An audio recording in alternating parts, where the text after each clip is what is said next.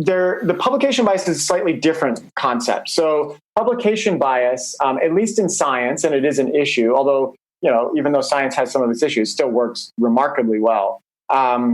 It's an issue where researchers are publishing only positive results about things because of how the publication system currently works. So it turns out there's this arbitrary p-value of 0.05 that some fields use, and they'll do a bunch of experiments and I got one that's less, I got statistical significance with a p-value less than 0.05, and it then gets published.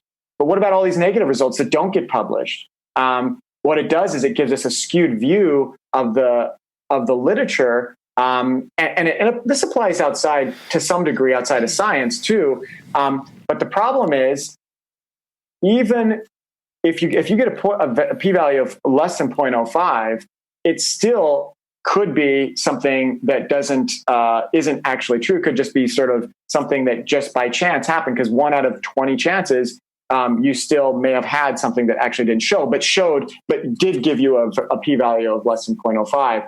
And so this leads to what people call publication bias, that we're biased to publishing positive results with this arbitrary value of p less than 0.05.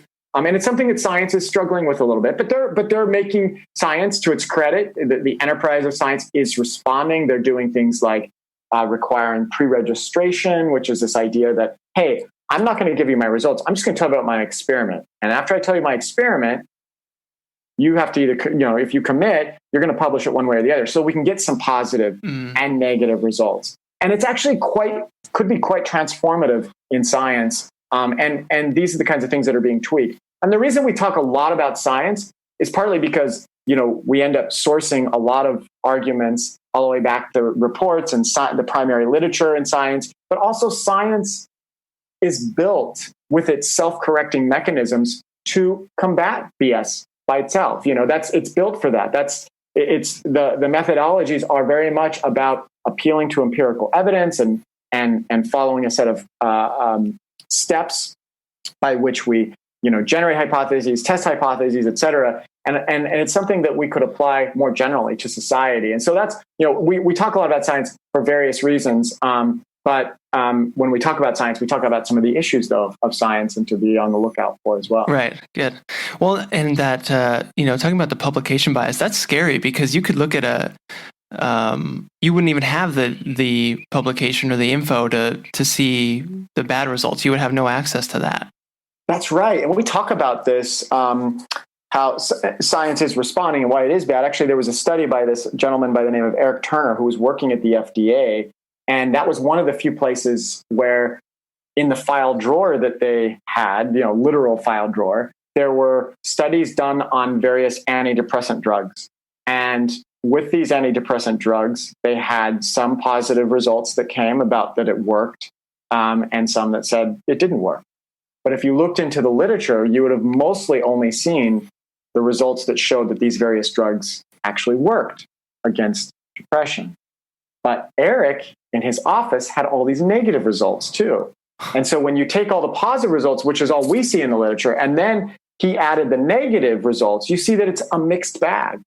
It was almost for many of the drugs, it was almost an even split. There was, X number of positive papers that showed that had positive results with that particular drug, and there was about X number, about the same, of negative results. And that's how science works. Usually it is a mix of things. Sure. It's less rare to get a definitive drug that absolutely responds. Sometimes you do, and that's great. But a lot of times it's this mixed set of results, and that would change people's view on that particular drug. And rather than running out and saying 9 out of 10 studies shows that this drug works, you would have to say, well, maybe 6 out of 10. And it changes maybe your response to that. So I think there are a lot of fields that are responding by trying to have publication venues with negative results.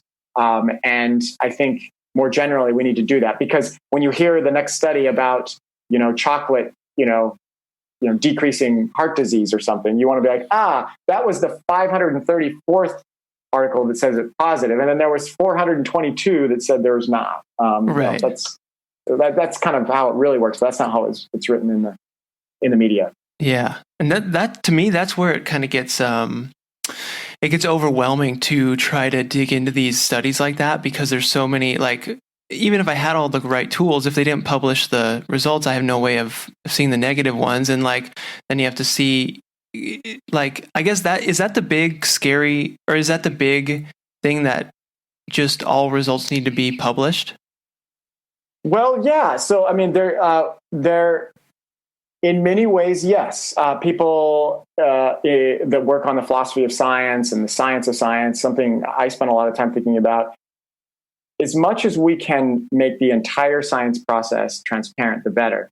So if you're writing code or collecting data, or the experiments that you're running, the more that you can make that available so someone can come back and replicate what you've done, the better. The more that we can provide venues for results regardless of positive or negative, the better for science. So yes, the answer to that would be, the more transparent, the more open we can be about that, then that's a good thing. And actually, we're seeing during this pandemic a real jump in the number of preprint articles that are published on science. So preprint servers have been around a long time. Actually, physicists and computer scientists on what's called the archive out of Cornell University, that's been used for a long time. And that's usually a place where people will do their work, put that on the archive, and then go through the public peer review process through journals. And that, that's used a lot of times to improve articles before they go, to get feedback, to do things, to identify problems earlier on, to get, to get collective feedback from the community.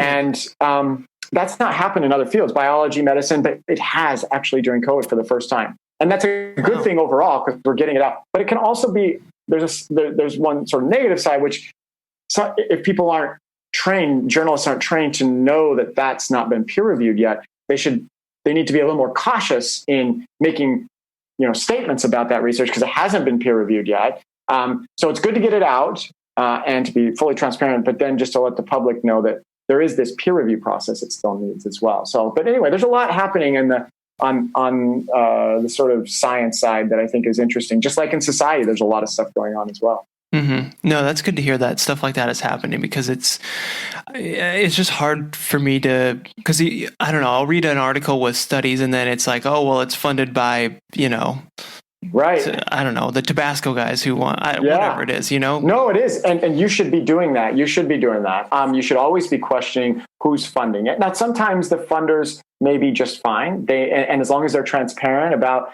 the funding and how the research is done, at least that can give you, some confidence, but you should always be questioning the funder about certain research. That's why the more that you can remove any sort of bias in, or motivations of the funder, the tobacco company funding research on whether smoking is bad for you or not, you should probably question that. But that happens in other realms too. Hey, thanks for watching this video. This is my dog, Murphy, and these are dog treats. Now I'll give Murphy one of these dog treats, and all you have to do is press the like button. Just press that little like button right down there at the bottom of this video, and this sweet, adorable, cute little puppy gets a treat. All thanks to you. All right, you did it? Okay, I believe you if you said you did it. There you go, Murph. She got that treat because of you. Now, I'll eat one of these treats, and all you have to do is click that subscribe button right there, pointing to it. Just click that subscribe button, subscribe to Curiosityness with me, Travis DeRose. Get lots of good video, and I'll eat this treat. All right, you did that too? That's not very good. Bro, not very good.